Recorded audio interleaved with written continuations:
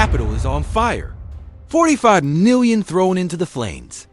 Our GM just signed the most controversial check in all of free agency for a defensive lineman San Francisco gave up on. Financial suicide or 5D chess? Adam Peters is also desperately trying to bring in a 34-year-old veteran tackle to patch up the disaster on the offensive line. And as if that wasn't enough, he's prioritizing keeping a kicker while the team is falling apart. The confidential reports we have reveal a terrifying truth behind these moves. If you're a true Commanders fan, you can't afford to miss this information that will change your view of the team. Subscribe now before it's too late. The most controversial move by the Commanders in free agency. Has Adam Peters lost his mind, or is this a brilliant move? Tell me something, Commanders family. How do you think I reacted when I saw the team sign Javon Kinlaw for 3 years and $45 million to replace Jonathan Allen? Let me tell you this, either Adam Peters sees something nobody else does, or he just made the first big mistake of his era in Washington.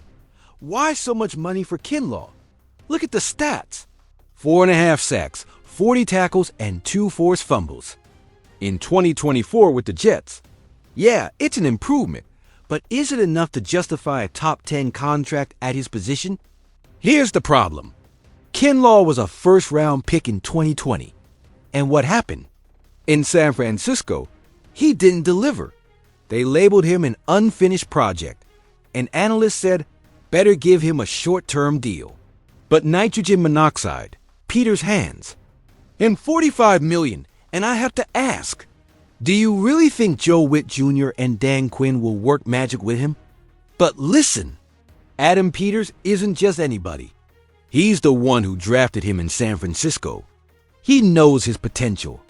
And yeah, in 2024, he helped us reach the NFC Championship game.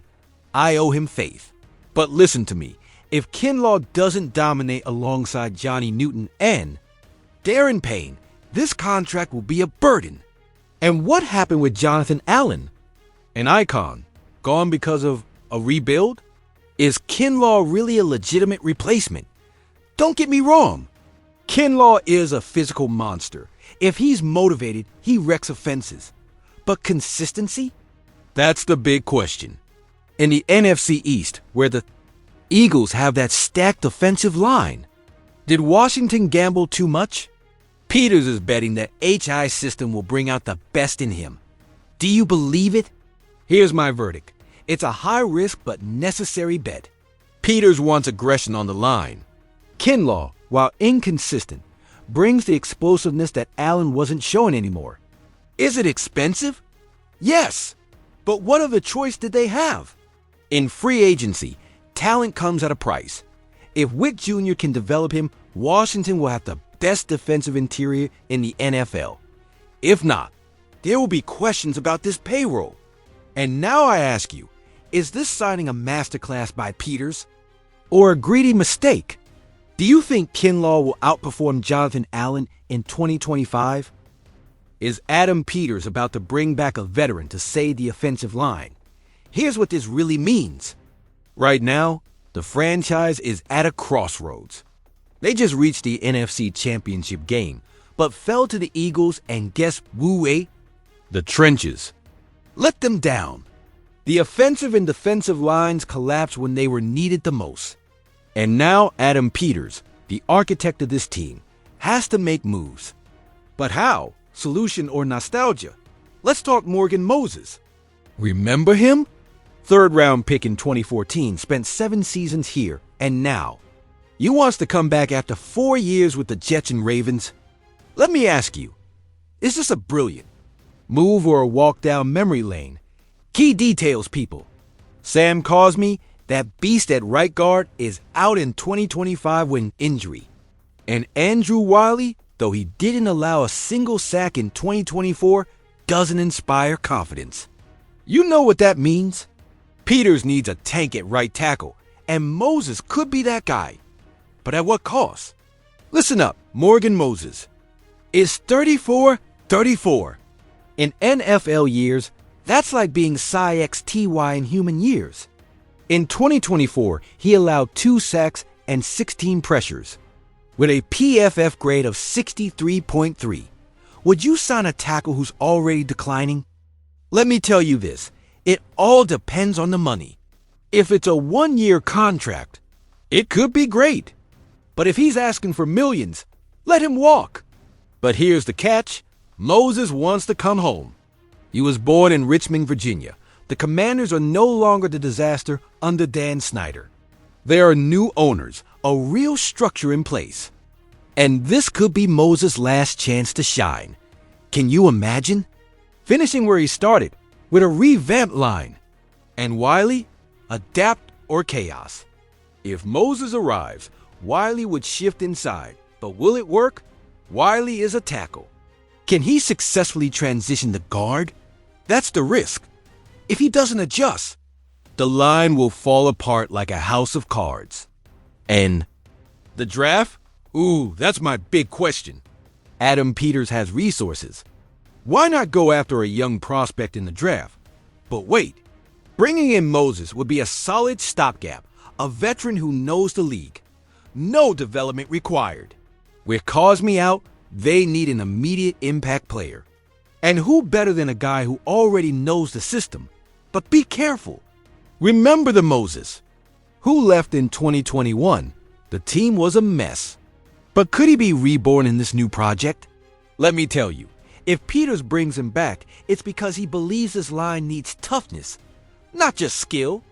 Now, the million-dollar question. If Moses signs, will the offensive line be good enough to protect Howell or whoever the QB is and open lanes for Robinson? Because without a solid line, there's nitrogen monoxide Super Bowl shot. And now my verdict.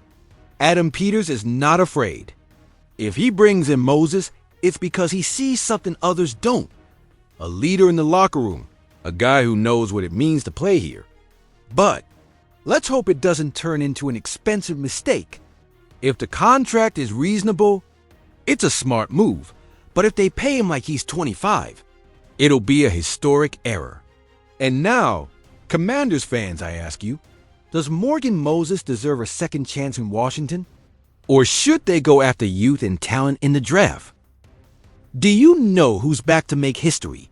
None other than the legendary Tress Way, the most beloved punter in the capital, who just signed a one-year contract to stay with the Washington Commanders in 2025. Yes, you heard that right. Now, let me ask you this. What would this team be without Way's steady presence since 2014? A total disaster, folks. While everything crumbled with name changes, coaches, executives, and even scandals, this quiet warrior stayed calm, professional, and kept that smile that reminds us why we love this game.